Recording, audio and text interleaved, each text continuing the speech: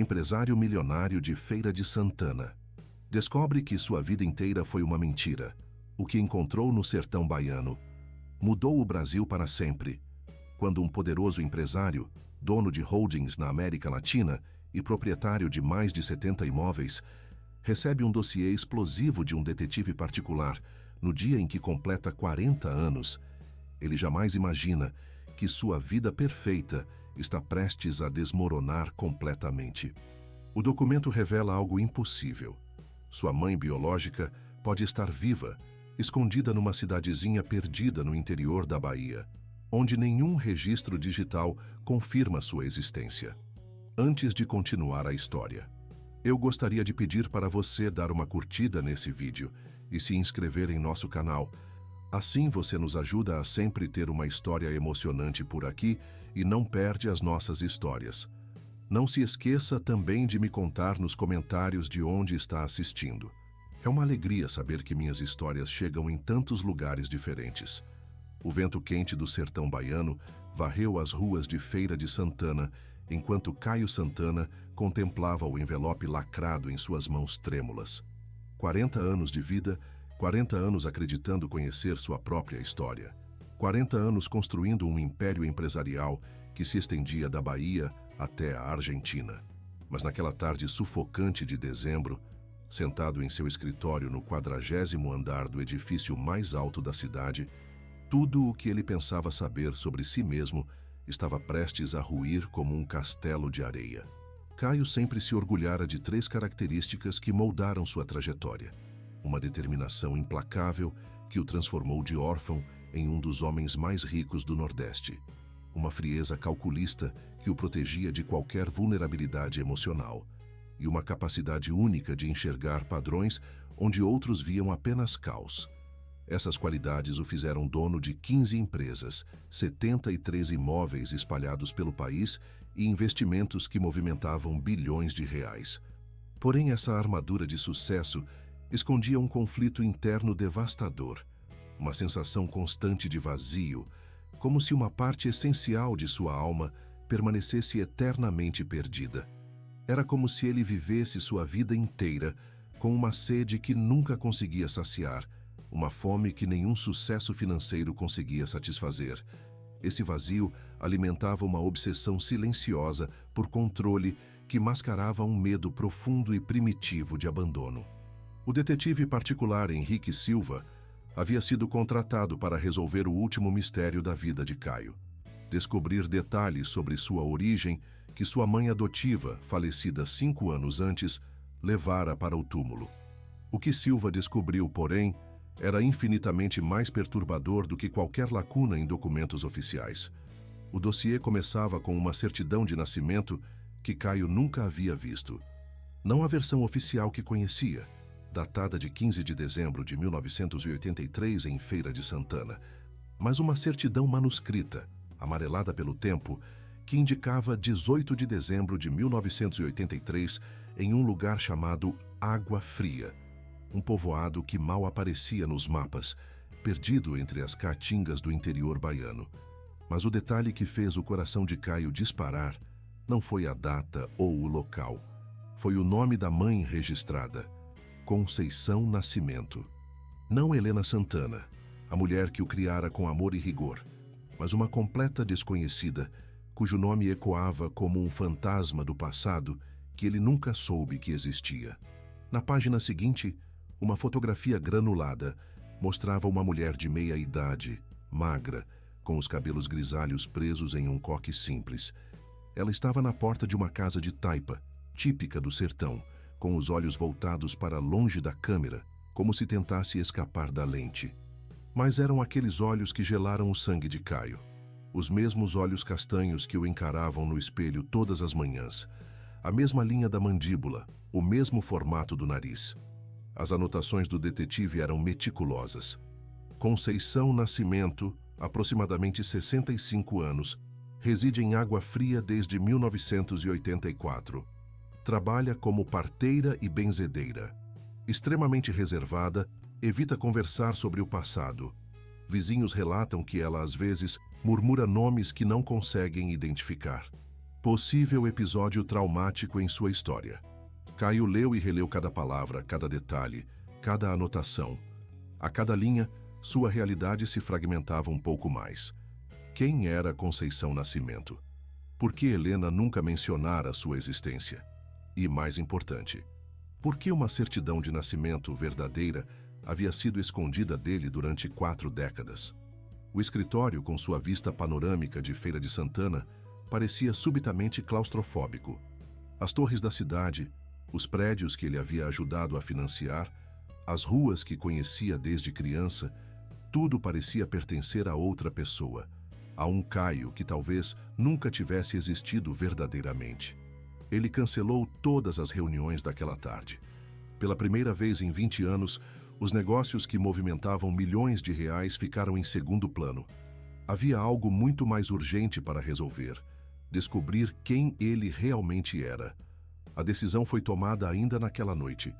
Caio encheu uma mala pequena, deixou instruções detalhadas para seus gerentes e, ao amanhecer, estava na estrada que o levaria até Água Fria.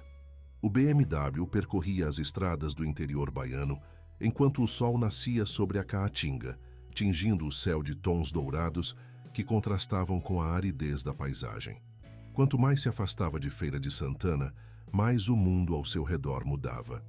As pistas asfaltadas davam lugar a estradas de terra vermelha. Os prédios modernos eram substituídos por casas de adobe, e o ritmo frenético da cidade cedia espaço a um tempo mais lento, mais contemplativo, quase meditativo. Água Fria era ainda menor do que Caio imaginara. Pouco mais que um aglomerado de casas espalhadas ao redor de uma pracinha com uma cruz de madeira no centro. A igreja, pequena e caiada de branco, dominava a paisagem junto com algumas casas de farinha e uma escola que parecia ter parado no tempo. Caio estacionou na pracinha e caminhou pelas ruas de terra batida. Algumas crianças o observaram com curiosidade. Suas roupas caras e o carro importado o marcavam claramente como forasteiro. Uma senhora idosa, sentada na porta de casa descascando mandioca, apontou a direção quando ele perguntou por Conceição Nascimento. A casa ficava na última rua do povoado, quase engolida pela Caatinga. Era uma construção simples de taipa, com janelas pequenas e uma varanda na frente, onde algumas plantas resistiam ao sol escaldante. Um pé de umbuzeiro oferecia a única sombra no terreiro, e algumas galinhas ciscavam próximas a um pequeno açude que refletia o céu azul intenso. Caio hesitou por um momento na porteira de madeira. Do outro lado daquela cerca simples, poderia estar a mulher que o trouxe ao mundo, a pessoa que guardava as respostas para todas as perguntas que o atormentavam. Ou poderia ser apenas mais um mistério, mais uma pista falsa em uma vida que já se revelara construída sobre mentiras. Ele bateu na porteira e esperou. Passos lentos se aproximaram e a porta da casa se abriu. A mulher que apareceu era exatamente a mesma da fotografia, só que mais magra, mais curvada, com os cabelos mais brancos. Mas quando seus olhos se encontraram com os de Caio, algo mágico e terrível aconteceu. Ela soltou um grito abafado e se apoiou no batente da porta, como se as pernas fossem ceder. Suas mãos tremeram violentamente e os olhos se encheram de lágrimas que pareciam carregar décadas de dor reprimida. "Meu Deus!" sussurrou ela, a voz rouca de emoção. "Caio, meu menino, é você mesmo." Naquele momento, todas as dúvidas de Caio se dissiparam. Esta mulher o conhecia. Esta mulher era sua mãe verdadeira, e ela havia estado esperando por ele durante 40 anos. A revelação o atingiu como um soco no estômago. Conceição o reconhecera instantaneamente, sem hesitação, sem dúvida. Isso significava que ela sempre soubera onde ele estava, que ela acompanhara sua vida de longe, que ela carregara seu rosto na memória através de todos esses anos de separação. Como você me conhece?" Caio conseguiu perguntar, a voz embargada. Conceição enxugou os olhos com a barra do vestido simples e fez um gesto para que ele entrasse. "Venha, meu filho. Tenho muita coisa para te contar. Coisa que deveria ter contado há muito tempo, mas..." Ela olhou nervosamente ao redor, como se temesse que alguém pudesse estar ouvindo. "Mas eles disseram que se eu falasse..." Caio entrou na casa humilde, que cheirava a alfazema e fumo de lenha. A sala era pequena, com móveis simples de madeira e algumas imagens de santos nas paredes. Conceição lhe ofereceu uma cadeira e serviu café em uma xícara pequena, de ágata azul. 40 anos. Ela murmurou mais para si mesma do que para ele. 40 anos esperando este dia e temendo que ele chegasse. Caio bebericou o café forte e doce, tentando processar a situação. Estava sentado na casa de sua mãe biológica, uma mulher que aparentemente vivera todos esses anos, sabendo de sua existência enquanto ele não sabia da dela. Por que você me deu? A pergunta saiu mais dura do que ele pretendia, carregada de 40 anos de dor inconsciente. Conceição fechou os olhos, como se a pergunta fosse uma facada. Eu não dei, meu filho. Eles levaram você e... Ela parou abruptamente, mordendo o lábio inferior. E o quê? E sua irmã. O mundo parou. O café quente queimou a garganta de Caio quando ele engoliu em seco. Minha irmã? Conceição se levantou com dificuldade e foi até um baú antigo no canto da sala. De lá, retirou uma caixa de sapatos amarrada com barbante. Suas mãos tremiam tanto que Caio teve que ajudá-la a desfazer o nó. Dentro da caixa, havia uma única fotografia, desbotada e amarelada. Mostrava 2 bebês deitados juntos em uma cama simples. Caio reconheceu imediatamente seus próprios traços no menino da direita. A menina ao lado tinha os mesmos olhos, o mesmo formato de rosto, mas cabelos mais escuros. Joelma, sussurrou Conceição, tocando delicadamente o rosto da menina na foto. Sua irmã gêmea. Vocês nasceram grudadinhos um no outro. Não queriam se separar nem para mamar. Caio sentia o chão desaparecer sob seus pés. Uma irmã gêmea. 40 anos de vida. E ele nunca soube que tinha uma irmã gêmea. O vazio que sempre sentira. A sensação de incompletude que o perseguia. Tudo fazia sentido agora. Onde ela está? Perguntou, a voz rouca. O rosto de Conceição se contraiu em uma máscara de dor. Não sei, meu filho. Eles levaram vocês juntos, mas depois me disseram que tinham separado vocês. Que você tinha ido para uma família boa em Feira de Santana, mas Joelma... Ela não conseguiu terminar a frase. O que aconteceu com Joelma? Disseram que ela estava doente, que precisava de cuidados especiais. A última vez que ouvi falar dela, Conceição parou e olhou novamente ao redor com medo. A última vez foi quando ela tinha 22 anos. Alguém me disse que ela tinha ido para Salvador procurar trabalho, mas depois disso, nada. Simplesmente desapareceu.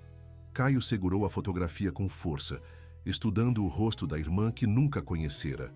Joelma, sua irmã gêmea, a parte que faltava em sua alma. Quem foram eles? Quem levou a gente? Conceição se encolheu na cadeira, como se tentasse se tornar invisível. Pessoas poderosas, meu filho. Pessoas que não gostam quando se faz perguntas sobre o passado. Pessoas que ainda estão por aí. Naquela tarde, enquanto o sol se punha sobre a caatinga tingindo o céu de vermelho e dourado, Conceição contou a Caio a história que ela guardara em silêncio por 4 décadas. Uma história de amor, perda, ameaças e segredos que envolvia muito mais do que uma simples adoção. Ela falou de uma época em que jovens mães solteiras eram enviadas para instituições que se diziam beneficentes, mas que, na verdade, operavam um sistema sombrio de separação forçada entre mães e filhos.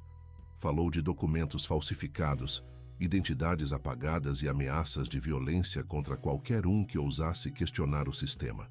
Você e Joelma ficaram comigo apenas 3 dias, Conceição sussurrou, as lágrimas correndo livremente. 3 dias para me apaixonar por vocês, para decorar cada detalhe dos rostinhos de vocês, para sonhar com o futuro que teríamos juntos. E então, eles chegaram. Caio ouviu em silêncio, sentindo uma raiva fria crescer em seu peito. Não era apenas sobre ele ou sobre Joelma. Era sobre um sistema que destroçara famílias, que brincara com vidas humanas como se fossem peças em um tabuleiro. Eles te deram o nome de Caio Santana e criaram uma nova história para você, continuou Conceição. Disseram que Helena Santana era estéril e queria muito um filho. Era uma família rica, respeitada. Eles acharam que você se adaptaria bem. E Joelma? O silêncio que se seguiu foi mais eloquente do que qualquer palavra. Conceição olhou para a fotografia dos gêmeos e suspirou profundamente. Joelma sempre foi mais questionadora. Mesmo bebê, ela parecia desconfiar de tudo.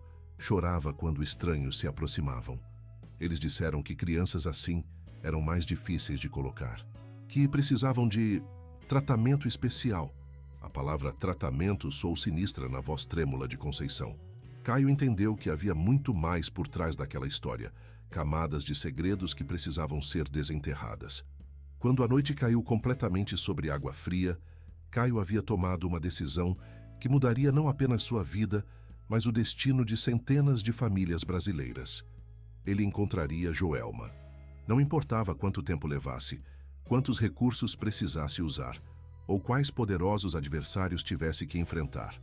Pela primeira vez em 40 anos, Caio Santana tinha um propósito que ia além do lucro e do sucesso. Ele tinha uma família para reunir e um sistema para desmascarar. Enquanto ouvia o som dos grilos na caatinga silenciosa, Caio segurou a mão enrugada de Conceição e fez uma promessa que ecoaria pelos próximos 2 anos de sua vida. Eu vou encontrar nossa Joelma, mãe. Não importa onde ela esteja, eu vou trazê-la de volta para casa.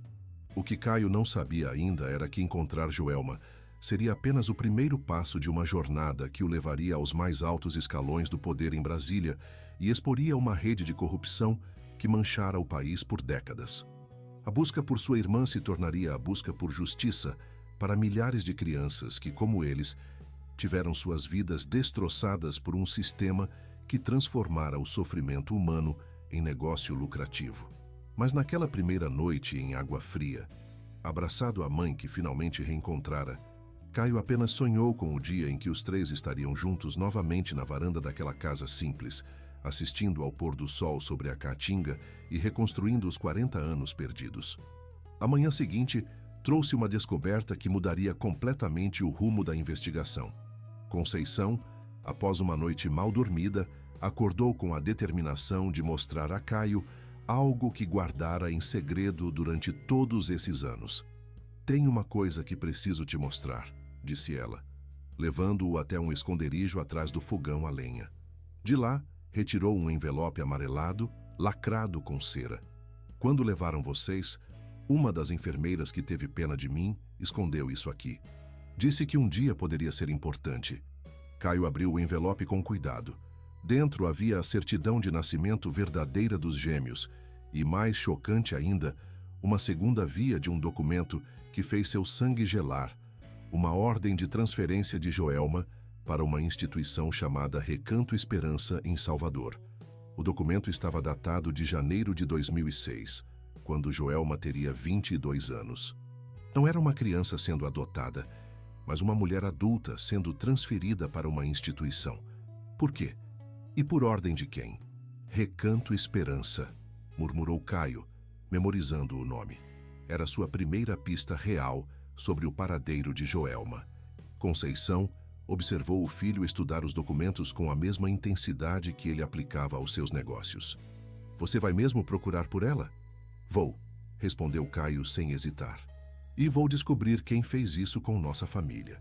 A viagem de volta para a Feira de Santana foi diferente da ida. Caio não era mais um empresário bem-sucedido em busca de respostas sobre seu passado. Era um homem com uma missão, alguém que descobrira ter uma família para proteger e um sistema para confrontar. De volta ao seu escritório, Caio cancelou todos os compromissos da semana e convocou uma reunião com sua equipe de segurança. Ele precisava de investigadores, de advogados, de pessoas capazes de desenterrar segredos que outros preferiam manter enterrados.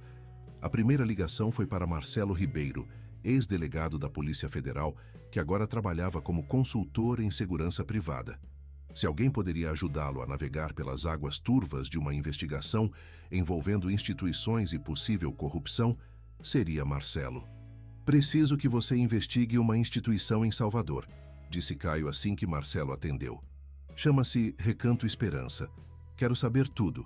Quem financia, quem dirige, quantas pessoas passaram por lá e, principalmente, se há registros de uma mulher chamada Joelma Nascimento." Marcelo fez algumas perguntas técnicas e prometeu resultados em 48 horas. Enquanto esperava, Caio mergulhou em sua própria investigação online, procurando qualquer menção ao Recanto Esperança. O que encontrou foi perturbador. A instituição aparecia em diversos sites governamentais como beneficiária de verbas públicas para assistência a jovens em situação de vulnerabilidade social. Milhões de reais haviam sido destinados à organização ao longo dos anos, mas havia pouquíssimas informações sobre suas atividades reais. Mais estranho ainda, várias notícias sobre famílias procurando parentes desaparecidos mencionavam o Recanto Esperança como o último lugar onde a pessoa havia sido vista. Mas em todos os casos, a direção da instituição alegava não ter registros dos indivíduos procurados. Na terceira noite após deixar Água Fria, Caio recebeu a ligação que estava esperando. Marcelo tinha informações, mas sua voz soava tensa, quase sussurrante. "Podemos nos encontrar pessoalmente?" perguntou o ex-delegado. "Há coisas que é melhor não discutir por telefone." Eles se encontraram em um restaurante discreto no centro de Feira de Santana. Marcelo chegou com uma pasta de documentos e um semblante sombrio que Caio nunca havia visto antes. "Caio, você mexeu em um vespeiro", disse Marcelo assim que se sentaram. "O Recanto Esperança não é uma simples instituição de caridade. É parte de uma rede muito maior e muito mais perigosa do que você imagina." Marcelo abriu a pasta e mostrou fotografias, documentos e planilhas que pintavam um quadro aterrorizante.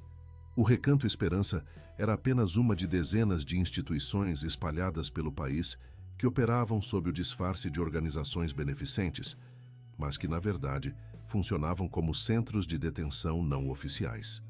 Jovens em situação de vulnerabilidade eram levados para lá sob diversos pretextos, explicou Marcelo. Alguns supostamente para reabilitação, outros para capacitação profissional, outros ainda simplesmente desapareciam dos registros oficiais. O padrão é sempre o mesmo. Entram documentados, mas depois não há rastro de saída. Caio estudou os documentos com crescente horror. "E Joelma? Encontrei registros de entrada dela em janeiro de 2006, exatamente como dizia o documento que você me mostrou, mas depois disso..." Marcelo balançou a cabeça. "Nada. É como se ela tivesse simplesmente deixado de existir." A revelação atingiu Caio como um murro no estômago. Sua irmã não havia simplesmente desaparecido. Ela havia sido apagada sistematicamente dos registros oficiais. Mas por quê? E por ordem de quem? "Há mais", continuou Marcelo, sua voz cada vez mais baixa. "O Recanto Esperança recebe financiamento de uma organização chamada Fundação Horizonte Seguro.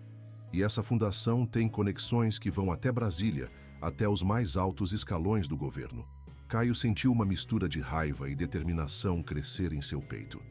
Não era apenas sobre Joelma mais, era sobre centenas, talvez milhares de pessoas que haviam sido engolidas por esse sistema sombrio. "Preciso ir a Salvador", disse Caio. "Preciso ver esse lugar com meus próprios olhos." Marcelo segurou seu braço. "Caio, essas pessoas não vão gostar que você faça perguntas. Elas têm poder, recursos e não hesitam em usar métodos persuasivos para manter seus segredos." "Deixe elas tentarem", respondeu Caio, os olhos duros como aço. "Tenho recursos também, e tenho algo que elas não têm." "O quê?" "Nada a perder e tudo a ganhar." A viagem para Salvador foi planejada como uma operação militar. Caio levou uma equipe de segurança, advogados e investigadores. Não ia como um parente desesperado procurando por alguém, mas como um empresário poderoso determinado a descobrir a verdade. O Recanto Esperança ficava em um bairro afastado de Salvador, uma área industrial onde grandes muros e portões fechados não chamavam atenção. De fora, parecia uma empresa qualquer. Nenhuma placa indicava sua verdadeira função. Caio se apresentou na portaria como um empresário interessado em fazer doações para a instituição. Queria conhecer as instalações, entender como funcionava o trabalho social desenvolvido ali. A recepcionista, nervosa, disse que precisaria consultar a diretoria. Caio esperou em uma sala asséptica, observando cada detalhe. As paredes eram brancas demais, o silêncio grande demais para um lugar que supostamente abrigava dezenas de jovens. Depois de uma hora de espera, uma mulher apareceu. Era Valdete Oliveira, a diretora do Recanto Esperança. 50 e poucos anos, cabelos perfeitamente arrumados, roupas caras que contrastavam com o ambiente supostamente beneficente. Senhor Santana, disse ela com um sorriso que não chegava aos olhos. É uma honra recebê-lo aqui. Soubemos de seu interesse em apoiar nosso trabalho. Caio a estudou enquanto ela falava sobre os programas de reintegração social desenvolvidos pela instituição. Havia algo de falso em cada palavra, uma qualidade ensaiada que o fez lembrar de reuniões de negócios onde todos sabiam que estavam mentindo. Gostaria de conhecer as instalações, disse Caio. Ver onde os jovens ficam alojados, como funciona a rotina deles. O sorriso de Valdete ficou mais forçado. Infelizmente, temos protocolos rígidos de segurança. Não é possível visitas não programadas às áreas residenciais. Entendo, respondeu Caio calmamente. Talvez então você possa me falar sobre alguns casos específicos. Estou interessado em saber sobre o sucesso dos programas. Claro, temos muitos casos de sucesso. Por exemplo, Joelma Nascimento. Ela esteve aqui em 2006. O efeito foi instantâneo. O sorriso desapareceu do rosto de Valdete, substituído por uma máscara de frieza profissional. Senhor Santana, não posso discutir casos individuais. Temos políticas rígidas de privacidade, mesmo quando a pessoa está desaparecida há mais de 15 anos. Especialmente nesses casos, respondeu Valdete se levantando. Creio que nossa reunião terminou por aqui. Nosso departamento jurídico entrará em contato se estivermos interessados em parcerias futuras. Caio foi escoltado para fora, mas não antes de observar detalhes que confirmaram suas suspeitas. As janelas tinham grades, as portas eram reforçadas com fechaduras especiais e havia câmeras de segurança em quantidade excessiva para uma simples instituição de caridade. Do lado de fora, ele instruiu sua equipe a manter vigilância discreta sobre o local. Se Joelma estiver ali, alguém deveria se lembrar dela. E se a instituição tinha segredos a esconder, eles descobririam quais eram. A resposta chegou na forma de um telefonema anônimo na madrugada seguinte. Uma voz feminina, jovem e assustada, pediu para encontrá-lo em um café no centro de Salvador. Sei sobre sua irmã, disse a voz, mas preciso ter certeza de que posso confiar no senhor antes de falar. Caio passou a noite em claro, se perguntando se estava caminhando para uma armadilha ou finalmente encontrando as respostas que procurava. De qualquer forma, não havia escolha a não ser ir ao encontro. O café ficava no Pelourinho, entre as ladeiras de pedra portuguesa e os casarões coloniais que contavam séculos de história baiana. Caio chegou cedo e escolheu uma mesa estratégica, de onde podia observar todas as entradas. A mulher que apareceu era jovem, talvez 25 anos, com os olhos constantemente em movimento, como se esperasse ser seguida. Ela se sentou rapidamente e falou em voz baixa, quase sussurrando. Meu nome é Isabel Freitas. Trabalhei no Recanto Esperança por 3 anos como assistente social. Saí porque não aguentava mais ver o que faziam com as pessoas de lá. Caio se inclinou para a frente. O que faziam? Não era uma instituição de caridade, Sr. Santana. Era um depósito de gente. Pessoas entravam lá e desapareciam. Oficialmente eram transferidas para outras unidades, mas a gente nunca sabia para onde. E Joelma, você se lembra dela? Os olhos de Isabel se encheram de lágrimas. Lembro, sim. Ela chegou em 2006, jovem, bonita, inteligente. Mas havia algo diferente nela. Ela fazia perguntas, questionava tudo, tentava entender por que estava lá. Por que ela estava lá? Officially, para reabilitação social. Disseram que ela tinha histórico de comportamento antissocial, que precisava de supervisão. Mas eu vi os documentos verdadeiros. Isabel parou e olhou ao redor nervosamente. Continue, encorajou Caio. Ela estava lá porque alguém queria que ela desaparecesse. Alguém com muito poder, que não queria que certas perguntas fossem feitas. Caio sentiu o coração disparar. Que perguntas? Joelma também estava procurando pela família. Ela sabia que tinha um irmão gêmeo. Sabia que sua história oficial era mentira. Estava juntando provas, fazendo contatos, se preparando para denunciar todo o sistema. A revelação atingiu Caio como um raio. Joelma não havia sido apenas uma vítima.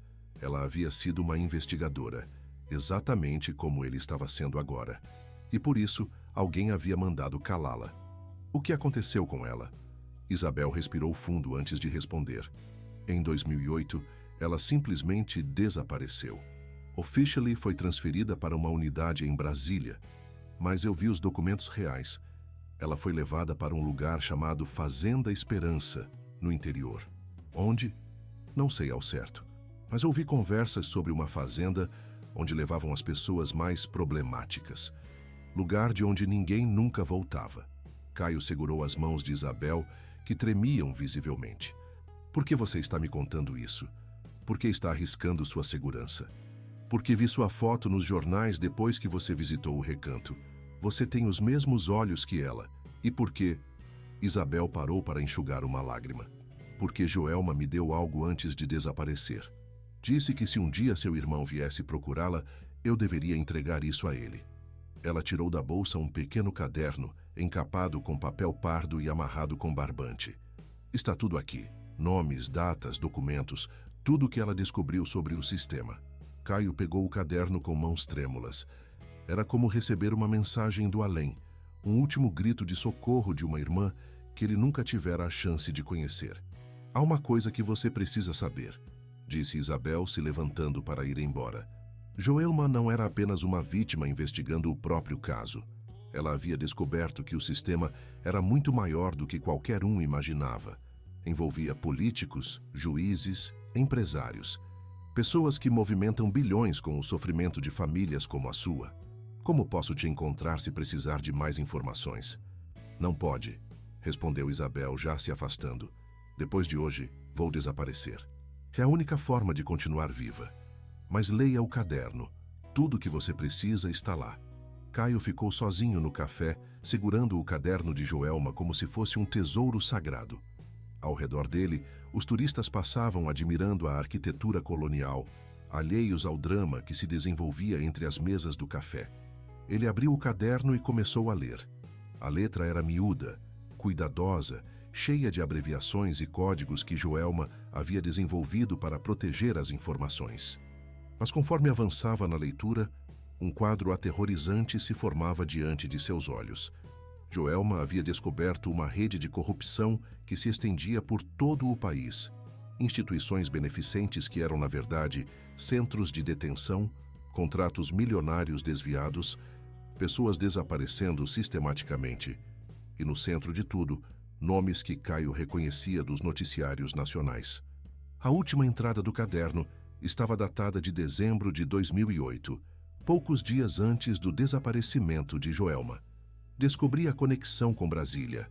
Amanhã vou tentar contato com o jornalista. Se algo acontecer comigo, espero que meu irmão gêmeo continue a busca. Sei que um dia ele vai me encontrar. Caio fechou o caderno, as lágrimas correndo livremente pelo rosto. Joelma havia morrido, ou pelo menos desaparecido, tentando fazer exatamente o que ele estava fazendo agora. Mas ela havia deixado um mapa, um roteiro para continuar a investigação.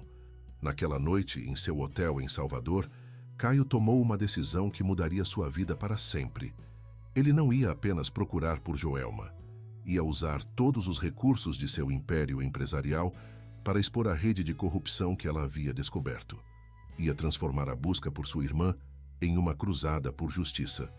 Mas primeiro, precisava decifrar completamente o caderno de Joelma e descobrir onde ficava a tal Fazenda Esperança. Se sua irmã ainda estivesse viva, cada dia perdido poderia ser crucial. A busca pela Fazenda Esperança levou Caio até os confins do Brasil, passando por estados que ele nunca havia visitado, conhecendo pessoas que viviam realidades completamente diferentes da sua. O caderno de Joelma mencionava contatos em várias cidades, uma rede de informantes que ela havia cultivado ao longo de sua própria investigação. O primeiro contato estava em Brasília, um funcionário público que havia tentado denunciar irregularidades nos contratos da Fundação Horizonte Seguro. Robson Moreira trabalhava no Ministério da Justiça e havia passado anos documentando o desvio de verbas destinadas a programas sociais.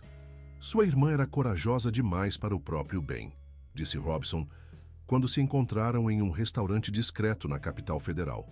Ela tinha provas suficientes para derrubar ministros, mas não tinha proteção política suficiente para se manter viva. Robson mostrou a Caio planilhas que revelavam o verdadeiro tamanho da operação. Centenas de milhões de reais haviam sido desviados ao longo de 2 décadas, envolvendo não apenas o Recanto Esperança, mas dezenas de outras instituições espalhadas pelo país. O esquema funcionava assim, explicou Robson. Eles criavam instituições falsas de caridade, conseguiam aprovação para receber verbas públicas, mas, na verdade, usavam os locais para outros fins. Algumas eram depósitos de pessoas inconvenientes, outras eram centros de lavagem de dinheiro. E a Fazenda Esperança? Ah, essa é especial, disse Robson com uma expressão sombria. É onde eles levavam quem sabia demais.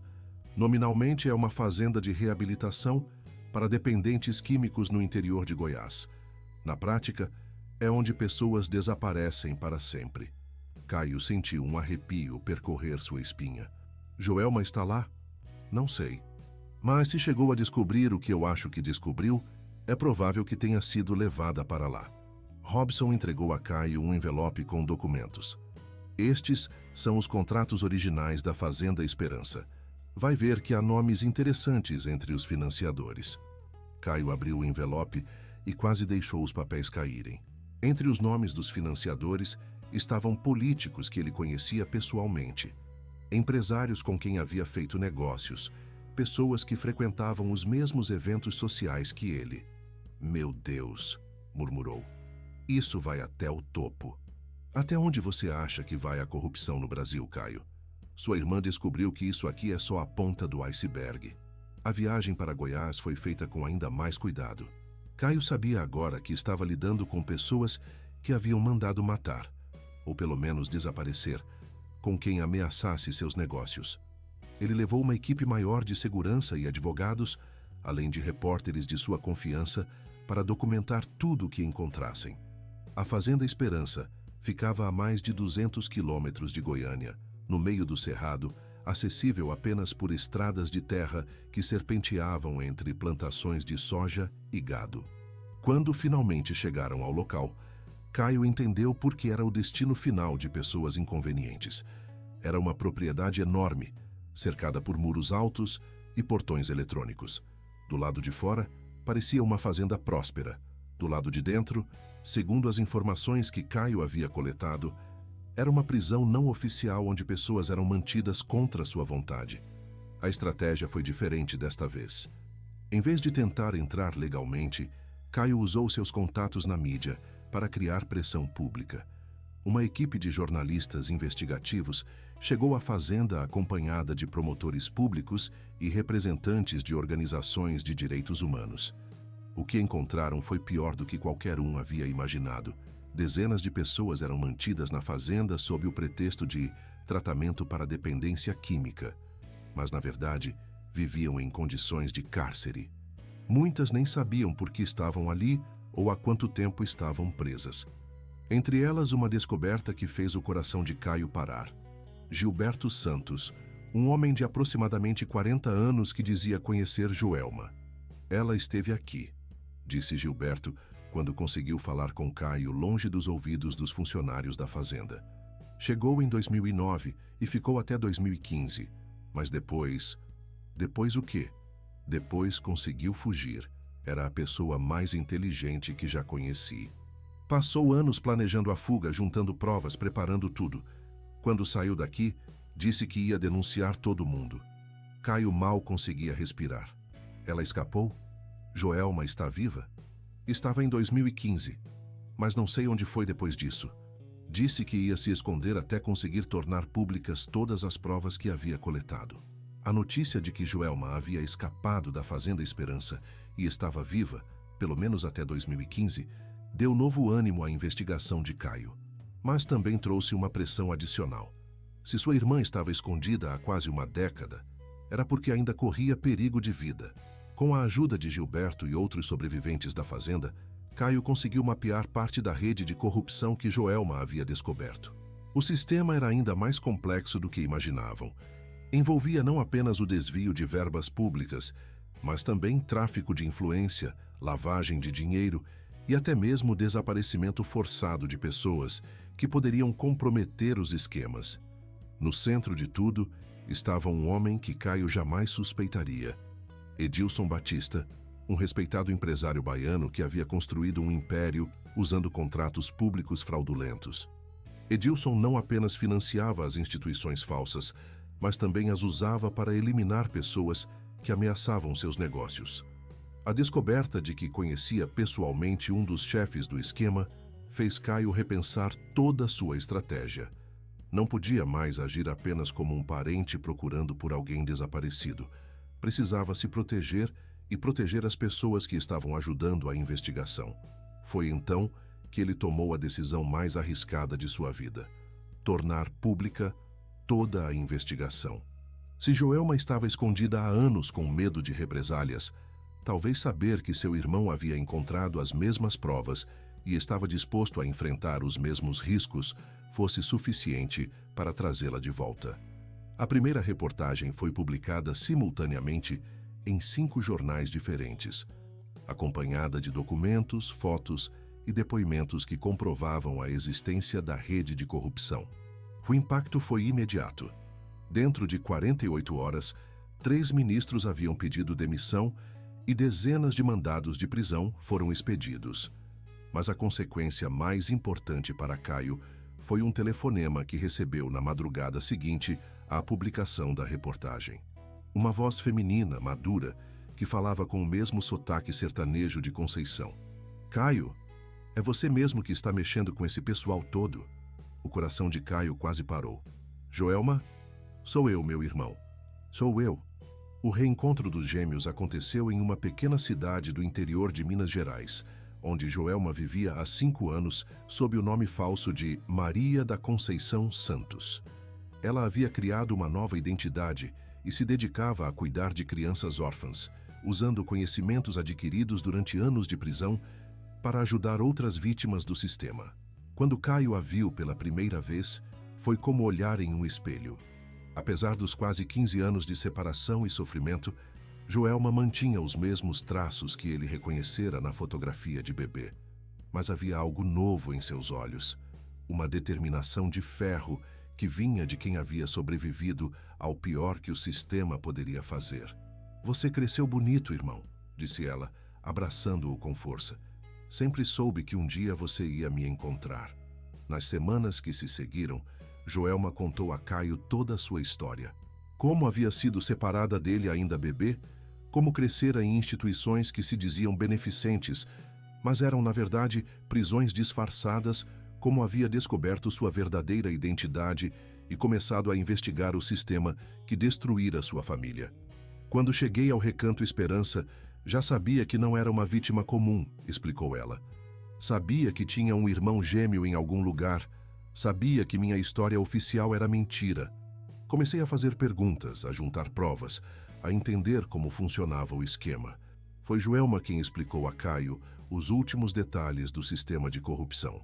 Como crianças pobres eram sistematicamente separadas de suas famílias e usadas para justificar contratos milionários de assistência social.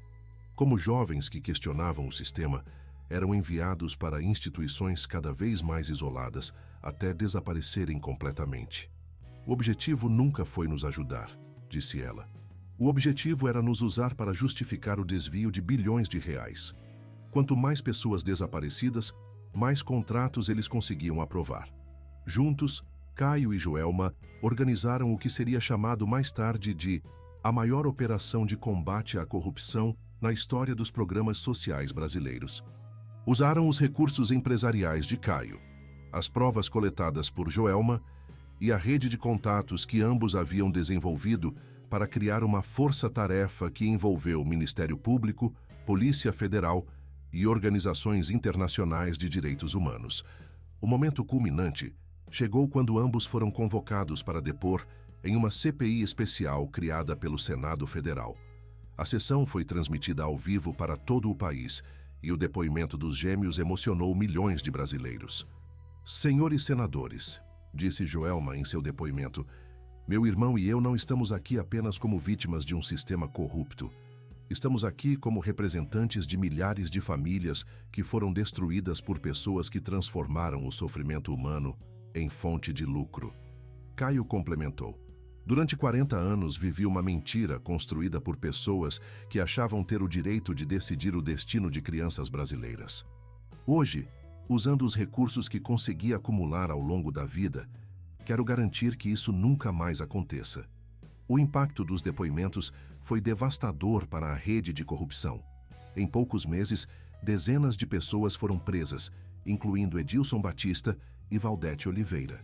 Centenas de contratos fraudulentos foram cancelados e bilhões de reais foram recuperados aos cofres públicos. Mais importante ainda, centenas de famílias que haviam sido separadas pelo sistema conseguiram se reencontrar. O caso de Caio e Joelma havia aberto caminho para que outras pessoas procurassem seus parentes desaparecidos, sabendo agora que não estavam sozinhas em sua luta. O desfecho da história aconteceu onde tudo havia começado, na pequena casa de Taipa, em Água Fria, onde Conceição esperara durante 40 anos pelo retorno de seus filhos. A reunião da família aconteceu em uma tarde de sábado, quando o sol do sertão pintava a caatinga de dourado. Conceição, agora com 67 anos, recebeu os 2 filhos na mesma varanda onde havia contado a Caio a verdade sobre seu passado. "Meus meninos", disse ela, segurando as mãos dos 2 gêmeos. "Meus meninos voltaram para casa."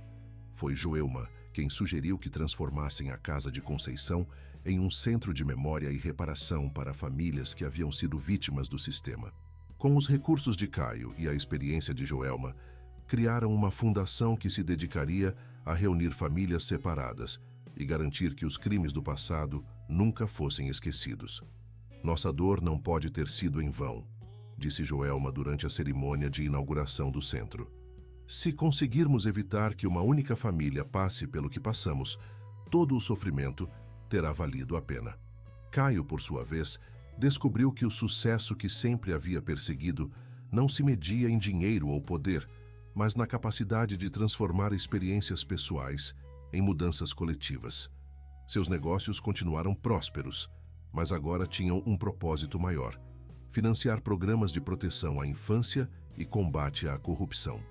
2 anos após o início da busca por sua verdadeira identidade, Caio Santana, agora oficialmente Caio Nascimento, sentava-se na varanda da casa onde nascera, observando o pôr do sol sobre a caatinga, ao lado de sua irmã gêmea e sua mãe.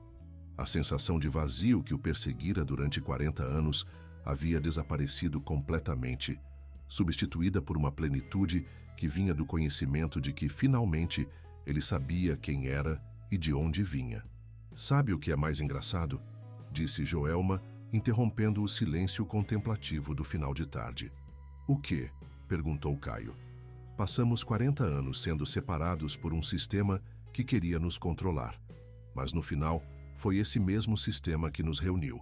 Se eles não tivessem sido tão gananciosos, tão cruéis, talvez nunca tivéssemos descoberto a verdade."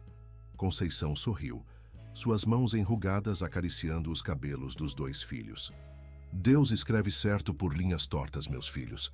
Vocês foram separados para que pudessem se reencontrar mais fortes, capazes de ajudar outras famílias." Enquanto as primeiras estrelas começavam a aparecer no céu do sertão, Caio refletiu sobre a jornada que o havia trazido até ali. 40 anos de uma vida construída sobre mentiras, seguidos por 2 anos de busca pela verdade que não apenas reunira sua família, mas transformara o país. A última entrada que fez no caderno que havia herdado de Joelma dizia simplesmente: "A verdade sempre vence, mesmo quando demora 40 anos para ser revelada." Hoje nossa família está completa novamente. O som dos grilos encheu a noite sertaneja e, pela primeira vez em sua vida, Caio Nascimento dormiu com a certeza absoluta de que estava exatamente onde deveria estar, em casa, ao lado das pessoas que mais amava, sabendo que sua vida finalmente tinha o significado que sempre havia procurado. A história dos gêmeos separados que derrubaram uma rede de corrupção se tornaria lenda no Brasil, inspirando mudanças na legislação e dando esperança a milhares de famílias. Mas para Caio, Joelma e Conceição, a verdadeira vitória era muito mais simples. estavam juntos novamente e nada nem ninguém jamais conseguiria separá-los outra vez. Muito obrigado por chegar até aqui. Esperamos que a história de Caio, Joelma e Conceição tenha emocionado você profundamente. Se gostou, não se esqueça de se inscrever no canal e deixar um gostei no vídeo. Isso nos ajuda enormemente. Todos os dias trazemos novas histórias emocionantes sobre família, justiça e a força do amor. Então fique à vontade para explorar e encontrar a sua favorita. E claro, queremos muito saber sua opinião. O que achou dessa jornada de reencontro e luta por justiça? Conte pra gente nos comentários de onde você está assistindo. Nos vemos amanhã com mais uma história incrível.